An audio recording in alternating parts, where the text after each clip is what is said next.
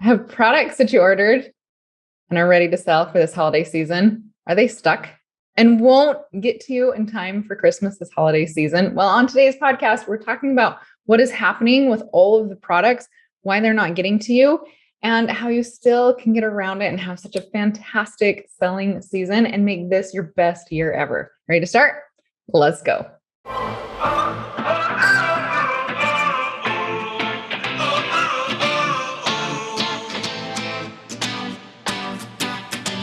Hey, this is Allison, and I'm so glad to be here with you today because I have internet. This last couple weeks, my internet has gone out so many times. So Jared told me the other day he invested in some satellite internet, something, fingers crossed, that will help us not have the internet go out. Island life is fantastic.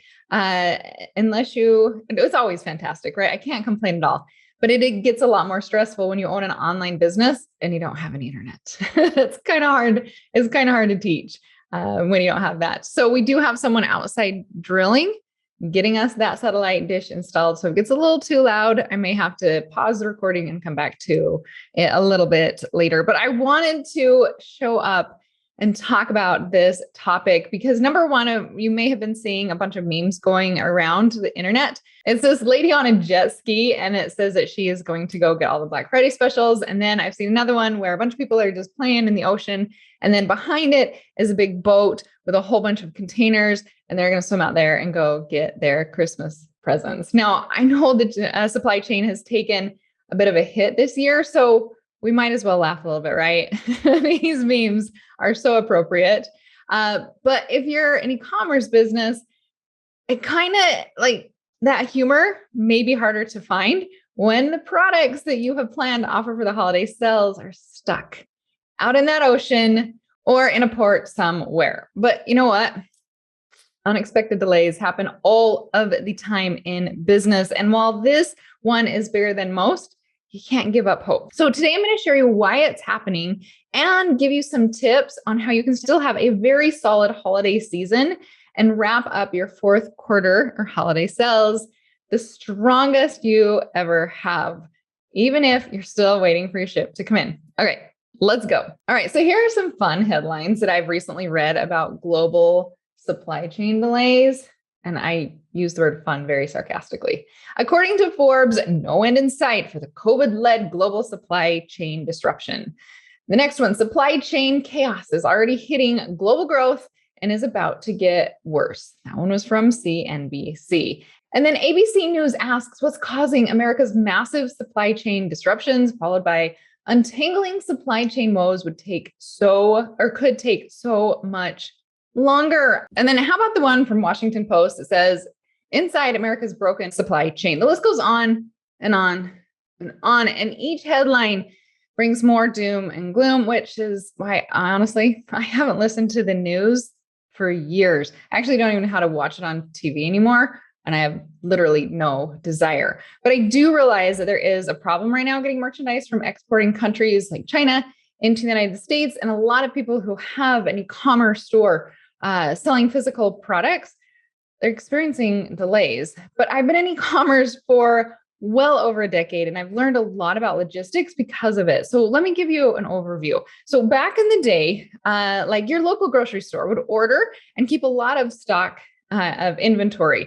And I mean, if you asked like my grandma or grandpa, or maybe your parents, they'll have told you that if they didn't see something on the shelves, you just go to the manager and say, hey, can you check in the back to see if you have that product? And a lot of the times the stores would have that in the back and ready to go because they were super, super stocked, right? But today there isn't a back option anymore. I know I go to shoe stores. I'm like, hey, do you have a size 7 in the back? And they're like, nope, everything on the floor is what we have. Businesses now operate in a just-in-time or very, very lean principles. That means they don't carry scads of inventory in stock. They order what they need when they need it. And it's usually through a single source. And the goal of this lean concept is to reduce time, eliminate a lot of redundancies, optimize processes. And to do it all, they have to have a strong understanding of customers' demands so that they can get the right product in front of the right people when they're most likely to buy them. But there's a lot more to this situation. So back in the day, if a company built a product, they had every single piece they would need to build that product right inside their facility. They'd either make that piece or they'd order a bajillion of the components and keep them in inventory just in case they needed one. Well, that has changed a lot. And instead, if a company makes a product that takes like 5 components to create, they may have one supplier ship them 2 pieces for it. Another supplier shipping another 2 pieces, and a third supplier shipping 1 piece. The manufacturer puts them all together, ships them out. And in fact, a lot of the companies that we think of as being product manufacturers are actually just product assemblers. We might know an example. It might be in your purse, or you might be sitting on it right now in your back pocket. Maybe it's in your hand because you're listening to this right now. It's your iPhone, your Samsung, your Intel, your LG, or your Qualcomm. I haven't even, what is that, right? There are getting so many out there. I can't keep up with them all, but these are just a few of the somewhat well-known names, or that last one was totally unknown to me. But anyway, the supply of the components that go into your device. One article I read indicated that Apple relies on over 200 suppliers for the components that build their devices. And all these components are on a shipped on just-in-time basis. And all of this, all of the lean logistics and the assembling has been wildly successful for decades.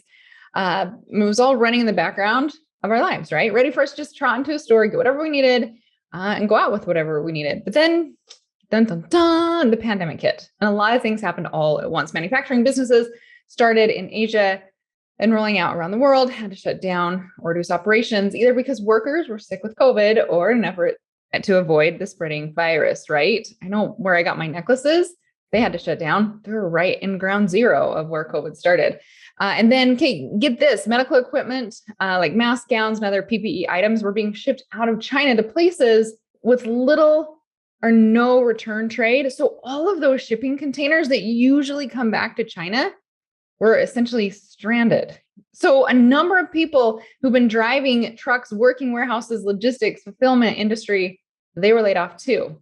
While others had to leave their jobs in order to stay home with their kids, because schools were kind of closed, right? And people were doing all the things at home, not just working from home, but suddenly cooking their own meals, coming up with staycations, camping ideas instead of flying or taking big vacations. And they started buying all online to support this pandemic lifestyle. If you were in e-commerce at the time, we saw a lot of businesses exploding because people were turning to online, which is why it's so great to be in online store right now. People are buying online, which is awesome for retailers, online stores like you and me, because they were buying stuff from us, right?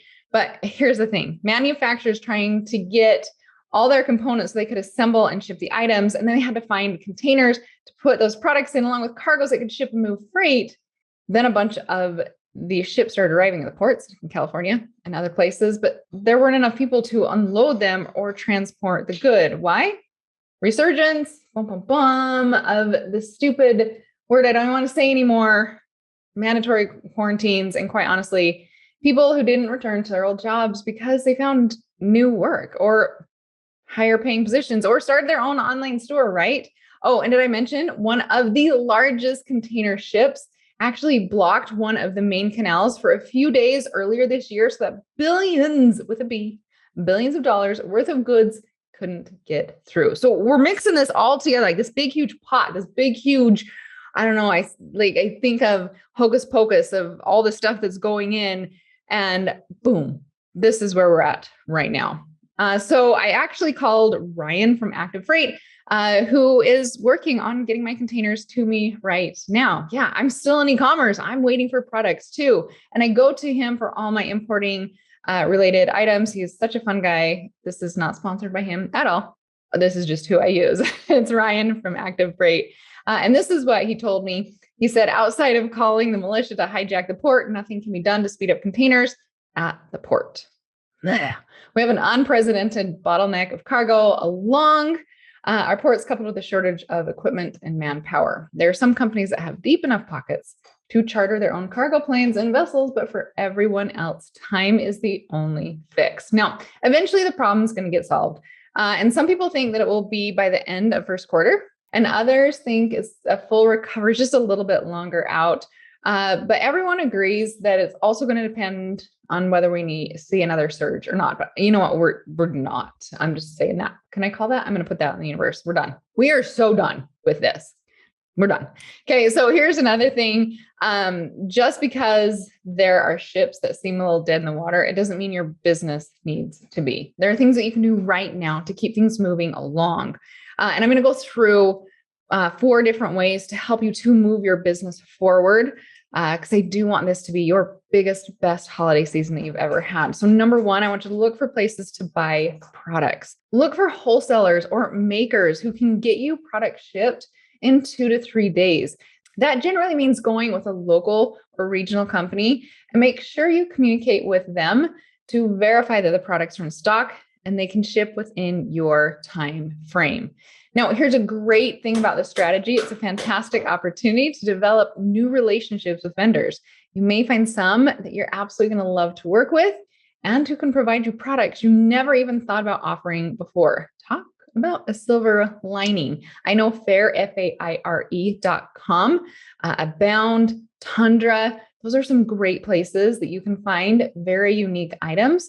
And a lot of them are ready to ship, ready to go. So check out some of those places right there. Number 2, sell gift cards. You may have never even considered selling gift cards, but I can tell you it can be an excellent way to benefit you and your customers.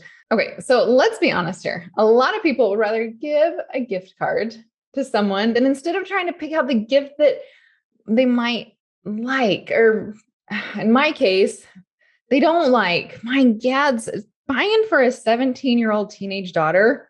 Gift cards are the way to go. I figured that out a long time ago with that child. She just knows what she wants, and it's never what I think she wants. Gift cards are phenomenal. And then think about when you sell a gift card, you serve them because you're taking a bit of the shipping load off their shoulders, right? I don't have to, like with Bridges, my daughter, I don't have to choose for her anymore. It's a little bit of relief for me knowing that she's going to open it up and be super excited because then she actually goes and gets what she wants, right? And then the other benefit, and we've seen this very well, is if I give her a gift card, let's say it's a $50 gift card, she will absolutely spend $50.